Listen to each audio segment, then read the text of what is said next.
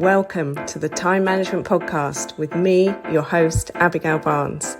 I'm a productivity coach, global speaker, time management author, and award-winning entrepreneur on a mission to share the 888 formula with the world and to remind you that it's your time. Leave it to me to bring you new time management tips, tricks, tools, and strategies, to introduce you to guests, research, and case studies from around the world, and to give you a simple 5-step process you can follow to uplevel your productivity, achieve your goals, and create a life that exceeds your wildest dreams. I'm so excited that you're here, so let's get started.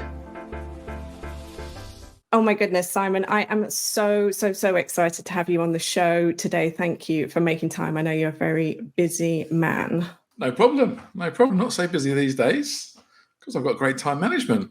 Amazing. I love it. I can't wait. Let's just dive straight in. Who is Simon in a nutshell, and how have we got to where we are today? Good question. So I'll give you the shortened version. So basically, corporate career, BT, 14 years from 18 to 32. Then a bit of a life-changing event happened.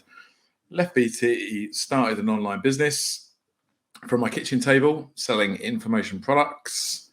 Quickly made my first million from those. So then got invited to speak at a seminar and teach people how I'd become a millionaire from the kitchen table. That led me to being a speaker around the world on all things internet marketing. So I'd use the internet to make money. So I kind of then had a kind of parallel career with being a speaker and a trainer on starting businesses at the same time as being a serial entrepreneur and going on to start 5 separate 7-figure businesses in different niches along the same time. So I spent the last 20 years making a living from the internet and sharing with other people how to do the same thing. And along the way, as Internet Business School, we've created hundreds of internet millionaires too by sharing the knowledge of all the things that I've learned. Amazing. Well, that is a super nutshell summary there. I love it. What was your relationship like with time in the past? Like you said that you worked in corporate for 14 years. So did you start your job knowing how to manage your time?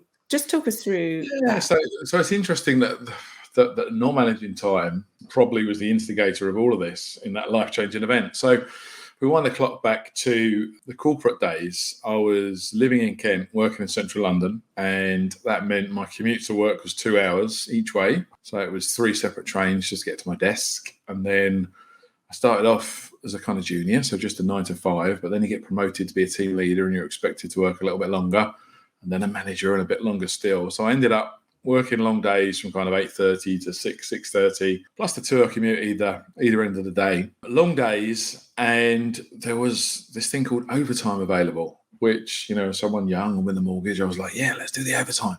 So I was working 6-day weeks doing these long days. I didn't really have a life. I used to put a graphic up actually when I spoke, which was my my weekly diary. And basically, if you sort of look at the 6 days a week was working, and that was 4 hours of commuting and 8 or 9 hours of work. And that really just meant a bit of sleeping and a bit of eating apart from that. And then on the 1 day off a week I had, on that day, I needed to do all the things that we all need to do just in life. So that was cleaning the house, doing the ironing, doing the washing, cleaning the car, going to get the shopping, because I'm so old, this is deliveries to your door. So I sort of made the point that really I only had an hour or two of my time to do what I wanted to do each week. You know, the rest of it was just existing. It felt like I was very much on the hamster wheel. And inevitably all that led to an incident happened at King's Cross Station where I basically collapsed from exhaustion one day coming home from work, got an ambulance, and they put all the ECG heart monitors on me to see what happened and why had I collapsed. It wasn't a heart attack or a stroke or anything like that. It was just exhaustion, and they just signed me off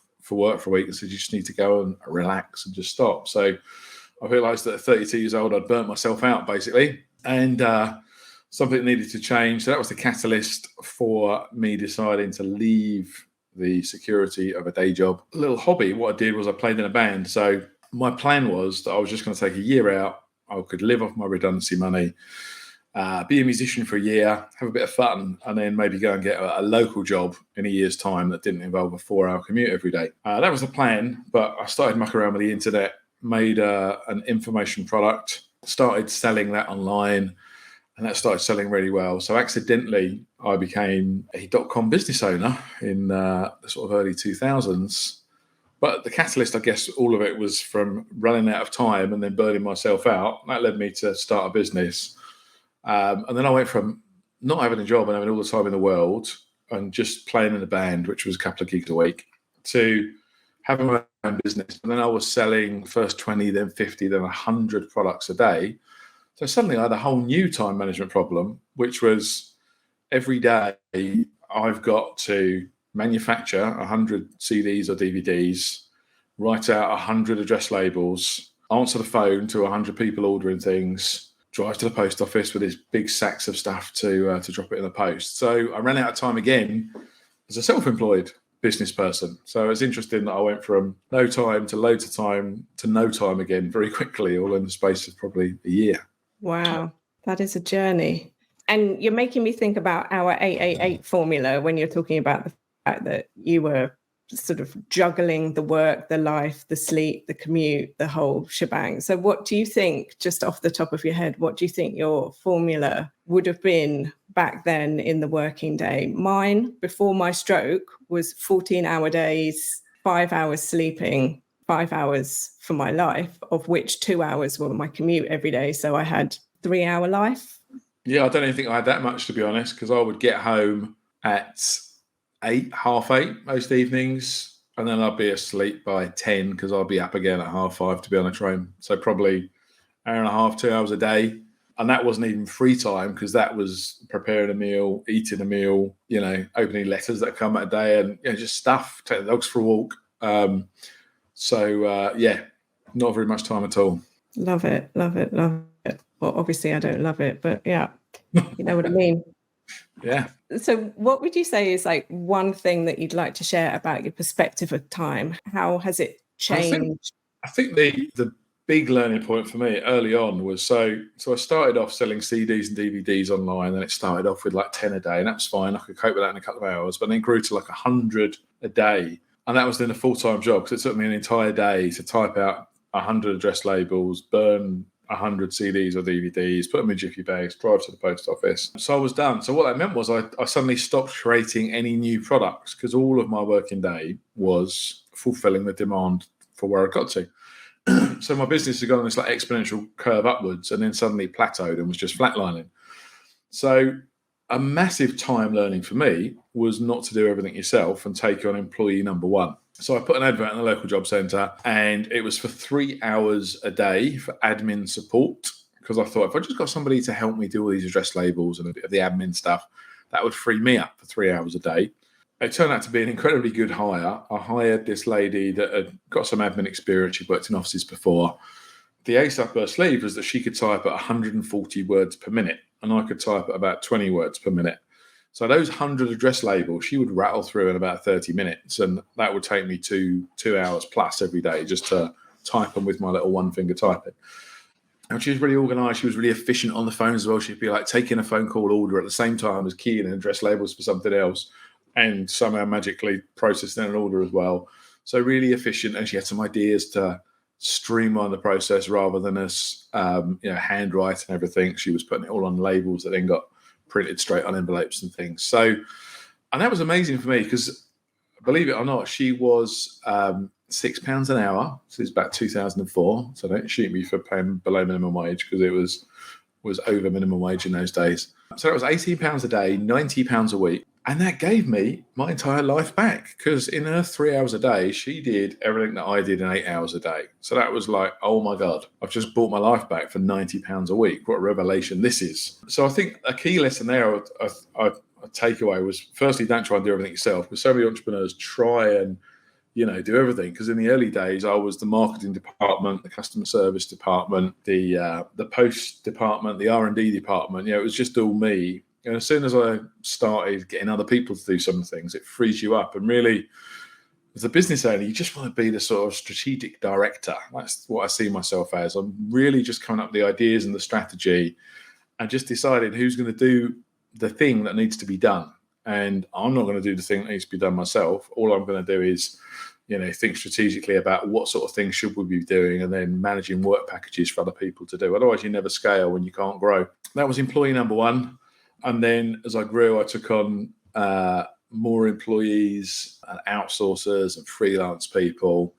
So really, in those early years, I was doing everything. I was making the websites and doing all the fulfillment. But very quickly, I haven't answered the phone call to a customer for 19 years, so I don't get involved in any of that, front of house, admin, answering phones, all the emails to the business. Again, another big learning point was I very quickly started drowning in emails. I got to the point where I was getting 500 emails a day.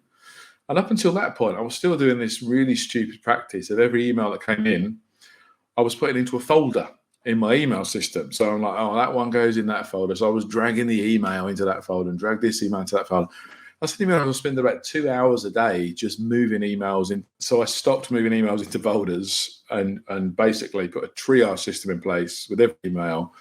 And it's like, either it's something I've got to do something with right now and I'll just do it now. So if I've got to delegate that, I'm going to delegate it to someone right now. If it's something I need to do, it went into the urgent folder. And if it's something I need to do, but not straight away, it went into the this week folder.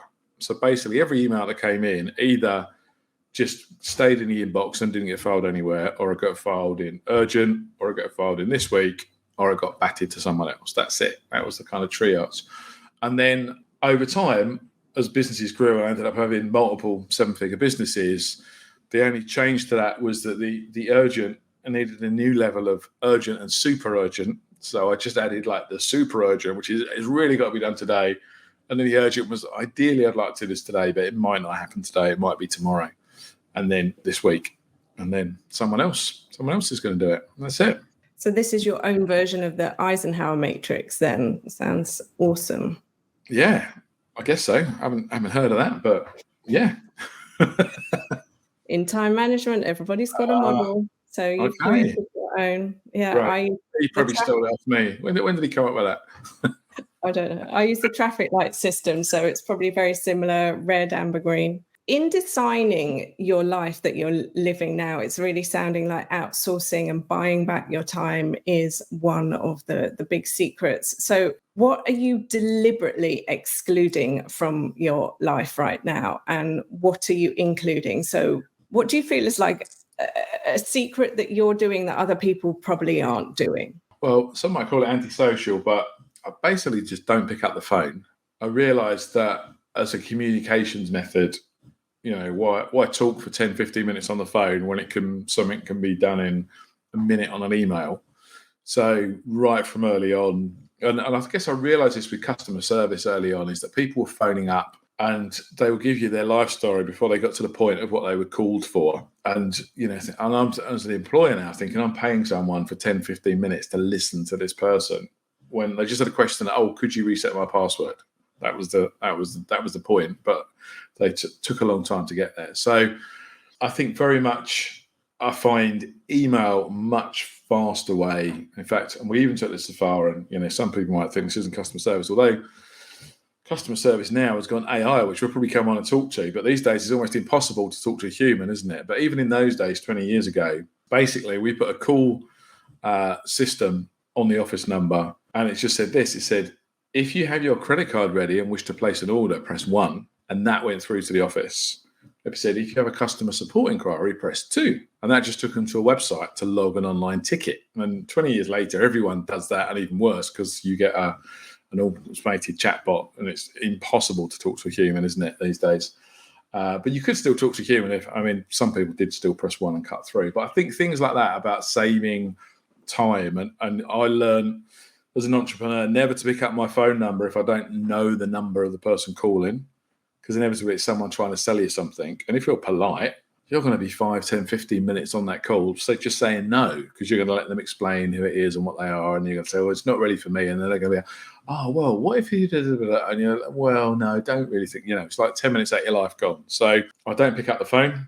That's a big one for me, I think. And even if you've got any of those friends that are what I call the time-stealing friends, we've all got them. Those people that get on the phone and they don't shut up, and they take half an hour, 45 minutes.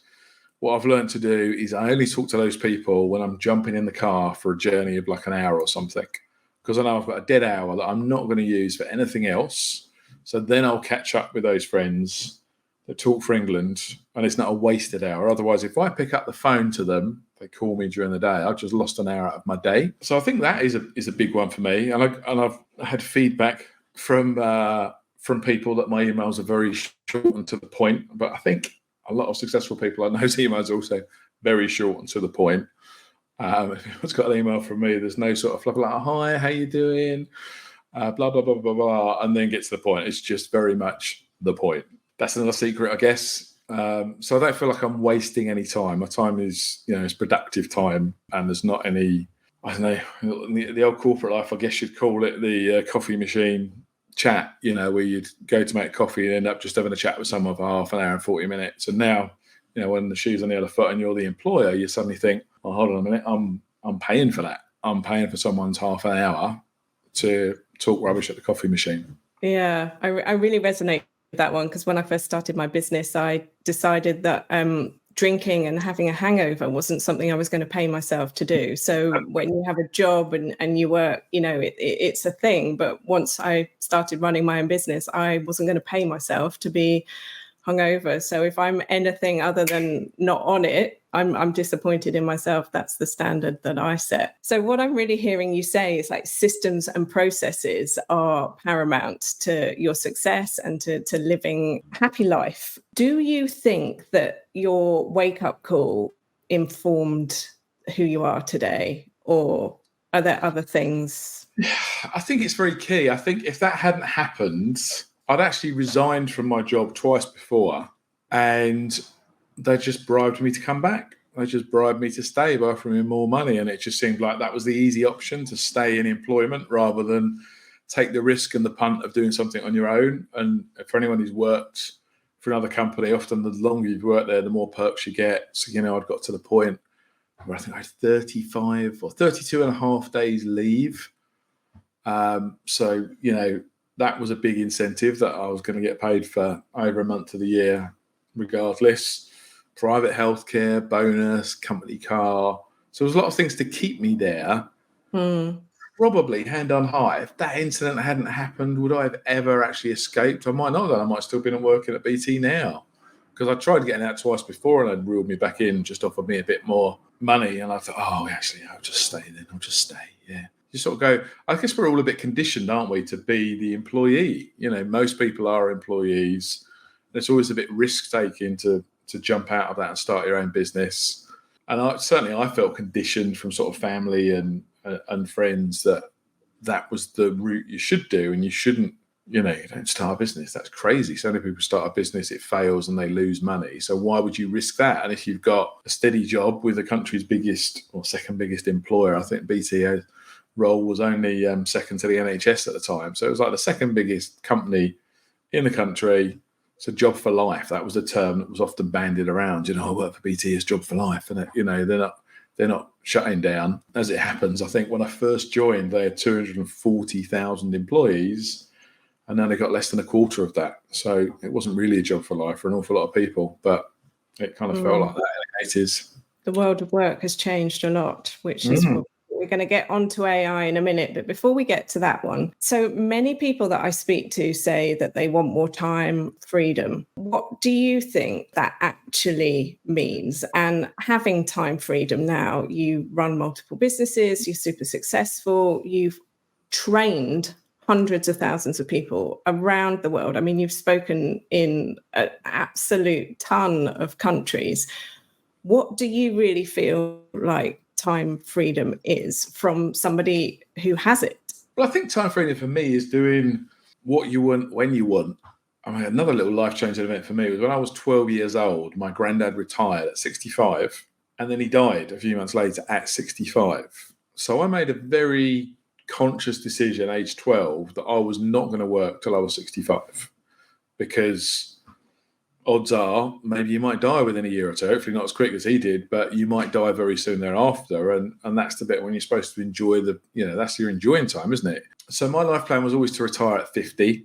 So I was kind of always working towards that goal. And I think what that meant is that where I've been successful, I didn't have a lifestyle that spent all that money. I've always been looking to invest in assets. I read Rich Dad, Poor Dad 20 odd years ago, and realized that, the key to freedom is actually having some sort of income producing assets that you can live off so you don't need to work anymore. So I guess part of my game plan has always been that where I've been successful and I've, worked some long hours in my own businesses, but I've done that, putting into motion investments and things such that I could retire at 50. And now, I've still got the businesses, but other people run them. So every business has got a day-to-day manager. So I don't run any of the businesses day-to-day. Really, all I do is have a couple of Zoom calls each week as a kind of strategy call with the managers in those businesses, just steering the ship a bit. And they call me the show pony. So sometimes they wheel out the show pony to do a talk. But literally, I've done 5 this year. So that's in 8 months.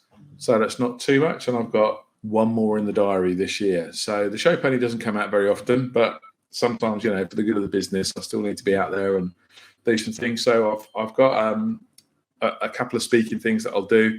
But other than that, I've just been on the time of my life. I've been really busy with music. I've made 5 albums in the last couple of years of music stuff. So I've had lots of fun with that. Lots of holidays, off on a trip next week, on a road trip around Cornwall, which would be fun. And I think I've pretty much managed a holiday a month this year. So, life is good. Life is good. Amazing.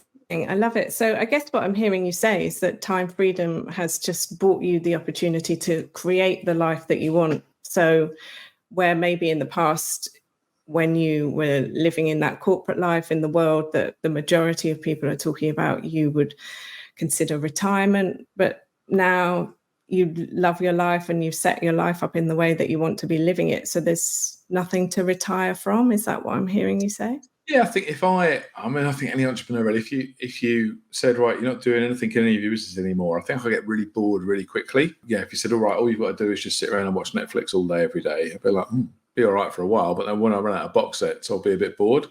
So I think I'm in that perfect balance of I've still got businesses and I still have to think about businesses and get a bit involved. And that's fun. To me, business has just been fun. It's like a game, I guess, the game of business. So I still enjoy that, but it's nice, never having to set an alarm clock to wake up at a certain time and just scheduling those calls, when I can fit them in. And if the sun comes out today and I decide actually I want to go down to the beach, I'll just cancel a call if I have one booked and I'll go to the beach. I've got that freedom to just do what I want to do, really. Love it. So let's get on to this AI then. Talk to me about AI and how you feel it's going to affect or is affecting already time planning. What are your predictions? How is it going to change life as we know it? Well, I think already there's some really savvy people that are getting time freedom just from using AI, maybe without even telling the boss. I know some content creator people that, are sort of, in a job where they're tasked with creating 15, 20 pieces of content a week that are now secretly using ChatGPT to make those 20 bits of content for them. And they're just kind of proofreading, editing the content. And suddenly they're sort of working 1 day a week instead of 5. And the systems are doing the other 4 days worth of work for them. So I think there's a lot of that going on, and people are realizing they can use these tools to automate so many things. I know some people that are like creative graphic designers that suddenly their work has just dried up because everyone's using tools like Canva, and Canva's got a load of AI things in there now that you just describe to it in language what you want and it will make you an image. So there are loads of great tools like that just mean that you can get time freedom because there are tools that will do the things that we used to do that used to take hours in a tiny fraction of the time, which ultimately gives everyone more time freedom. I think there's going to be more and more of that. I think so many jobs are going to be affected by AI, and so many of the things that people used to do, technology can now do, that actually we're all going to get more time freedom. And we're all heading to a 4-day working week. A lot of countries are trialing that already. And it'll happen, and it'll be a 3-day working week because systems can do so many things that humans do more efficiently and for a hell of a lot less money. But what that means is we're going to have growth in like leisure industry things, because if we've got 3 days off a week or 4 days off a week, we'll want to do something with the time. We're not going to sit around watching Netflix. So we're going to take up kite surfing and paddleboarding and rock climbing, or we do something with our lives, or we go traveling more or something. So there'll be new growth markets as well. But I think AI is going to take away a huge amount of jobs. So many jobs that people do right now in every sector are just going to disappear, which is going to give everyone something to think about in terms of what they're going to do with their time, what would they like to do with their time. So I think inevitably people are going to get more time. I think already, to be honest, people are working less hours now than they ever did. The number of people I know that used to travel up to town every day, work in London, and then COVID came and they work from home. And many of them have stayed working from home because the employers realised, well, actually, they get as much done. We don't have to pay the office overhead. So it's better for us because we're saving the office overhead, and it's better for them. And actually, they're a bit more flex, a bit more give and take. So they'll, if something happens on a Saturday or late at night, they'll still deal with it. Whereas if they weren't at work, they wouldn't. But if they want to pop out at 3 and pick up the kids from school, that's fine too. So I think already people have got more time freedom than they had before, certainly pre-COVID, because a lot of people are now doing flexible working and not spending all that time traveling. And I think there's going to be more and more of that. I think that's the way it's all heading. So what is your relationship like with time now then? We spoke at the beginning that your formula, your 888, if you like, was all out of balance. How are you managing your time consciously, unconsciously these days? So I run a diary, and in the diary I'll put a couple of Zoom calls a week. And it's something like this. When he asked me to do this, we put this in the diary a few weeks ago. So I had like today with nothing in, so that was easy. I put a slot in for this call. So really week to week, there's only, it's kind of like 5 or 6 things in my diary each week. They're the things I need to do. So maybe I work 10 hours per week, something like that. And the rest of the time, I'm just having fun. I'm making music. I'm going out, going on holidays. So time isn't really a constraint anymore. It certainly was and has been, and probably in the early years I was trying to do everything, and then as I started growing, there was still a time constraint. It was only one me, and I had all these ideas for all these different businesses. But I guess now the pressure's come off me, and I've got passive income stream, so I don't need to work.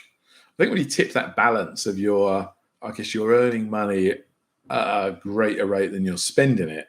And if you're earning that money passively at a greater rate than you're spending it, then it's like put your feet up time, isn't it? Because then it's like, well, I don't need to work anymore. So I think, and I guess as you get older, like me, your priorities in life change a little bit. So I think you start to see people, and maybe people you went to school with, start dying. I've had several people that I went to school with have died of cancer. I'm 52 now. I can count at least 5, 6 people that I went to school with that are already gone. So that makes you start thinking. I think it was a Dalai Lama had a quote about why do all the people in the Western world spend all their life building a big pile of money that they never get around to spending. And I think that's a really good thought that, we're taking, we're all on this hamster wheel and we're chasing. But actually, what's the point? What's it all about?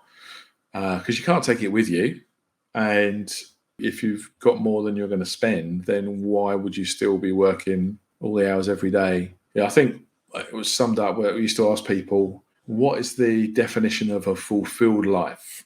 And one of my students actually said, it's doing things I love with the people I love. I think actually probably that's what we're all chasing, isn't it? That's what everyone would like to do. But if you've got a job, that certainly stops you doing the things that you would love to do because you've got a 9 to 5. And the reason you're doing 9 to 5 is probably because you've got to make money to pay to do the things that you'd like to do, like go on a holiday somewhere nice.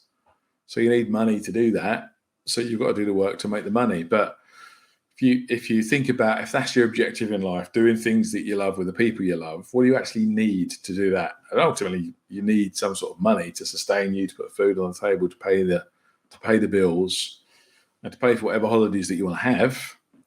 But I think if you get to that point, that's the point of fulfillment for me. And I see people that I've spoken at seminars with around the world, and some of them are older than me, so I won't name any names, but there's one speaker that I know that's almost 80, and he's still speaking at seminars almost every weekend, and he's jumping on jets and he's flying around the world. And I kind of think, why?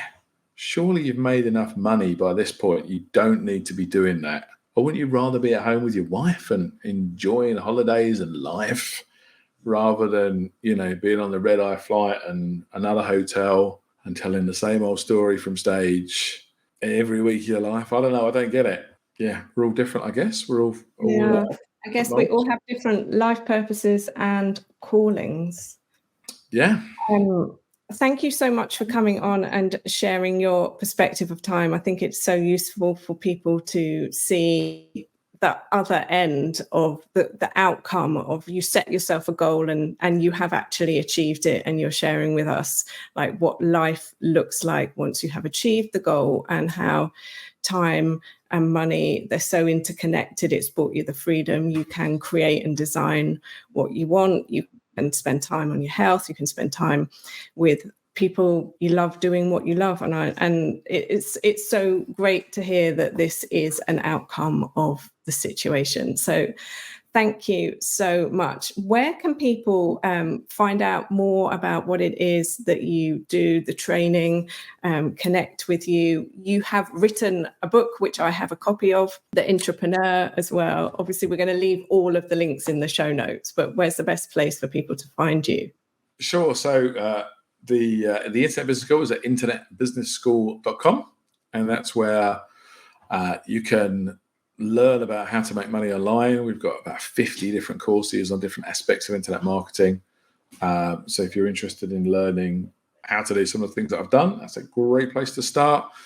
The book is on Amazon. It's called Entrepreneur, and that's sort of my, I suppose, biography story of everything from leaving BT to setting up a business and all the learnings along the way, all the things that went well, things that didn't go so well, but hopefully every chapter's got a kind of golden nugget learning point or more in there that you can take away and learn something from that. And it's also got a lot of case studies of students that I taught, so you can learn from what they did and how they made money too. And most important of all to me right now is forget all of that. You need to check out simon.com with 2 I's, which is SIIMON.com. because that's where you're going to find my music. And you're going to find links to Spotify and YouTube and all that good stuff. And in fact, if you check out one of the songs, which is called What Really Matters, just exactly about what we were just talking about. So I wrote about what really matters in life, what we all chase in. So yeah, check out the music, give it a stream. You never know, you might even like it. Fantastic. It is such a great song. I can highly recommend that you give it a listen. So thank you so much for your time, Simon. Truly appreciate it, for sharing your nuggets of wisdom with us. It has been amazing to have you here. So my friends, until next time, stay safe, stay well, and do more of what you love. It's your time. Thank you. Thank you so much for tuning into today's episode. If you loved what you heard, be sure to let me know by leaving a review so I can keep the good stuff coming. Come and say hi on Instagram at Success by Design Training, or visit my website, successbydesigntraining.com, or connect with me on LinkedIn. Just search Abigail Barnes. Until next time, don't forget, you are amazing and it's your time.